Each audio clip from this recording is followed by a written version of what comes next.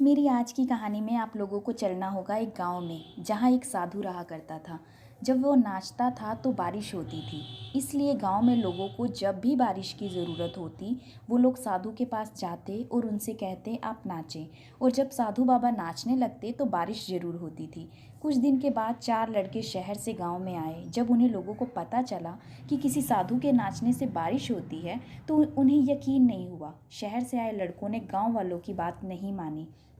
नतीजा क्या हुआ मैं बताती हूँ। शहर से आए 4 लड़कों ने गांव वालों को चुनौती दी, हम भी नाचेंगे तो बारिश होगी, और अगर हमारे नाचने से बारिश नहीं हुई तो साधु के नाचने से भी बारिश नहीं होगी। फिर क्या था, गांव वालों ने सुबह सुबह चारों लड़कों को लेकर साधु की कुटिया पहुंचे। साधु बाबा को सारी बात बताई गई। फिर लड़कों ने नाचना शुरू किया। आधा घंटा बीता, पहला लड़का थक कर बैठ गया पर बादल नहीं दिखे। दूसरे, तीसरे और चौथे ने भी यही किया और 1 घंटा बीतते बीतते चारों लड़के थक कर बैठ गए पर बारिश नहीं हुई। फिर साधु बाबा की बारी आई। साधु बाबा ने नाचना शुरू किया। 2 घंटे बीत गए पर बारिश नहीं हुई। पर साधु बाबा तो रुकने का नाम ही नहीं ले रहे थे। धीरे धीरे शाम ढलने लगी। बादल की गड़गड़ाहट की आवाज़ सुनाई दी और जोरों की बारिश होने लगी।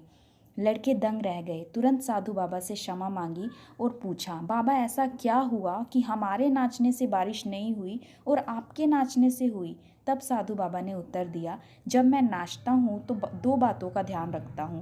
पहला, मैं ये सोचता हूँ कि मैं नाचूंगा तो बारिश को होना ही पड़ेगा, और दूसरी बात ये, मैं तब तक नाचूंगा जब तक कि बारिश ना हो जाए। साधु बाबा की बात से हमें क्या सीख मिलती है ये आप समझ गए होंगे। अपने कर्म को पूरी लगन से करने पर फल जरूर मिलता है।